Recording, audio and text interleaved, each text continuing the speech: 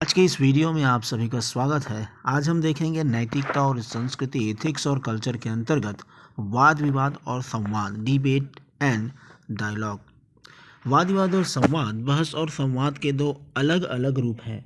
वाद विवाद और संवाद जो है दोनों बहस के अलग अलग रूप हैं, संचार के अलग अलग रूप हैं, प्रत्येक का अपना उद्देश्य और दृष्टिकोण है।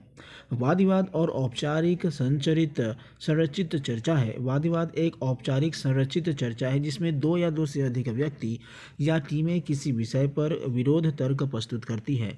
बहस का लक्ष्य दर्शकों और न्यायाधीशों को तर्क के एक पक्ष में सहमत होने के लिए राजी करना है।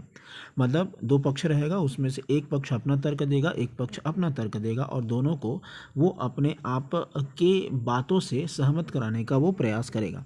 वाद विवाद करता आमतौर पर अपने तर्कों का समर्थन करने और उनके विरोधियों की स्थिति का खंडन करने के लिए तर्क, साक्ष्य और आलंकारिक कौशल का प्रयोग करते हैं। दूसरी ओर संवाद संवाद एक अधिक अनौपचारिक खुले अंत वाली बातचीत है जिसमें व्यक्ति या समूह किसी विशेष विषय पर विचारों और दृष्टिकोणों का आदान प्रदान करते हैं। संवाद का लक्ष्य आपसी समझ और सम्मान पैदा करना है, न कि किसी तर्क को जीतना या दूसरों को किसी विशेष दृष्टिकोण से सहमत होने के लिए राजी करना है। संवाद में सक्रिय रूप से सुनना, सहानुभूति और दूसरों से सीखने की इच्छा रहती है, जबकि वाद विवाद में क्या होता है, एक दूसरे का तर्क का खंडन करते हैं। आइए अब देखते हैं। ये जो है डिबेट मतलब ये होता है आपका वाद विवाद। डिबेट में वाद विवाद होता है और ये डायलॉग में होता है संवाद। तो आइए देखते हैं, ये जब डिबेट करते हैं तो इसमें क्या होता है, I tell you how things are. मैं आपको ये बताना चाहता हूँ, आपको I want you to listen, आपको सुनना है, इस प्रकार के शब्दों का प्रयोग करेंगे। या आई एम राइट, मैं सही हूँ, यू आर रॉन्ग, आप सही हैं, या सॉरी मैं सही हूँ, आप गलत है। इस प्रकार के भाव से वो बातचीत करते हैं। और I will stand firm on my believe, मैं अपने ही बिलीव पर, अपने ही विश्वास पर मैं स्टैंड हूँ। इस प्रकार से बात बताने का लोग प्रयास करेंगे और अपने आप को सही बताने का प्रयास करेंगे, किसमें, डिबेट में। ठीक है, दो पक्ष रहेंगे। जब डायलॉग की बात करते हैं, संवाद की बात करते हैं, तो इसमें आई कंसिडर योर रिस्पॉन्सेस, मैं आपके संवादों को मतलब मैं आपके कमांडों को कंसिडर करना चाहता हूँ, मतलब एक प्रकार से अडॉप्ट करना चाहता हूँ। आई कैन बी रिस्पॉन्सिबल, और रिस्पॉन्सिबल रहेगा मतलब उत्तरदायित्व रहेगा, खुद जवाब देने के पक्ष में रहेगा। I am learning new thing, और लोग इसमें से जब संवाद होता है तो इसमें से सीखने का वो क्या करते हैं, प्रयास करते हैं। I am open to correct my understanding, और इससे संवाद के माध्यम से लोग जो है सीखना चाहते हैं, लोग जानना चाहते हैं। I am willing to listen, मतलब एक प्रकार की इच्छा रहती है, मतलब सुनने की इच्छा रहती है और जानने की इच्छा रहती है और सीखने की इच्छा रहती है, किसमें, संवाद में। आगे हैं, जैसे कि अब ये इस चार्ट के माध्यम से त्रिभुज बना है। इसमें आप देखिए, ये जो वाला जो पार्टीशन है, ये पार्टीशन आपका डायलॉग का है, मतलब संवाद का है। इस संवाद वाले पार्ट में आप देखिए, इसमें सर्विसिंग लर्निंग और अंडरस्टैंडिंग। सर्विसिंग मतलब सेवा देना है, मतलब बातचीत करना है, वो बात करेगा, वक्ता है जो भाषण देगा, फिर उसको क्या करता है, लर्निंग करता है सुनने वाला, अंडरस्टैंडिंग समझता है। और ये दोनों पक्ष में ना, उसके बाद फिर ये शेयर्ड पर्पस, मतलब इसमें क्या होता है, संवाद में केवल और केवल ये क्या करता है, बताने का प्रयास करता है, शेयर करता है, मतलब दूसरों को बताता है। और इसी में जब हम चर्चा करते हैं, डिबेट में क्या होता है, दो पक्ष होता है, एक आप रहेंगे और एक हम रहेंगे।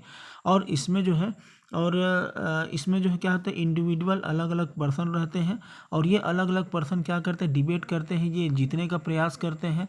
कॉन्विंसिंग मतलब एक दूसरे को मनाने का प्रयास, मतलब अपने आप को साबित करने का प्रयास करते हैं, और एक दूसरे के बात जो है शेयर करते हैं। तो ये जो है त्रिभुज के माध्यम से जब आपको उत्तर लिखना होगा तो ये त्रिभुज बना करके ऐसा आप बना सकते हैं।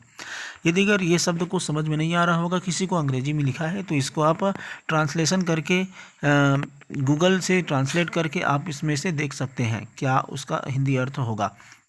आगे ये फिर से देखिए, ये है डायलॉग का एक फ्रेम है। ये त्रिभुज बना हुआ है, दो व्यक्ति रहते हैं, ये एक दूसरे को बातों को सुनते हैं, समराइजिंग करते हैं, मतलब संक्षेप में सुनते हैं, और डोंट स्टॉप, और एक दूसरे को टोकते नहीं हैं। वहीं आप देखिएगा जब डिबेट होता है तो एक दूसरे को वो टोकते भी हैं, एक दूसरे को रोकते हैं, एक दूसरे को बराबर नहीं, एक दूसरे से जीतने का प्रयास करते हैं। ये हो गया। उसके बाद फिर जबकि बहस और संवाद के अलग अलग क्या होते हैं, उद्देश्य होता है। दोनों जटिल मुद्दों की खोज और आलोचनात्मक सोच को बढ़ावा देने के लिए उपयोगी हो सकते हैं। बहस मतभेदों को स्पष्ट करने और सहमति या असहमति के क्षेत्रों की पहचान करने में सहायक हो सकता है। जैसे जब बहस होगा तो असहमति असहमत बनेगा, जबकि संवाद होगा तो संवाद में गहरी समझ बढ़ती है, गहरी समझ को बढ़ावा मिलेगा, व्यक्तियों या समूहों के बीच संबंध और विश्वास बनने में मदद कर सकता है।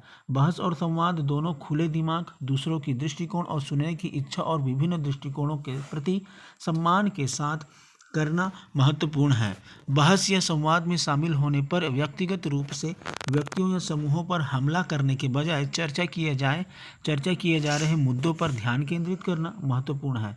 ऐसा करके हम रचनात्मक संवाद को बढ़ावा दे सकते हैं और सामान्य लक्ष्यों की दिशा में काम कर सकते हैं। तो ये है संवाद, वाद विवाद और संवाद। जब वाद विवाद और संवाद के बारे में कोई प्रश्न आएगा तो वाद विवाद आप बता देंगे कि ये दोनों में इस प्रकार से डिफरेंस रहता है। बिल्कुल चार्ट बनाइए, चार्ट बनाने से आपको अच्छा नंबर मिलेगा। और इसके साथ साथ जो आप ये जो डायलॉग जैसा ये त्रिभुजाकार जो आकृति बनी है, ऐसा आकृति बनाइए अपने उत्तर में, इससे बहुत अच्छा आपका उत्तर बनेगा। ठीक, वीडियो देखने के लिए धन्यवाद।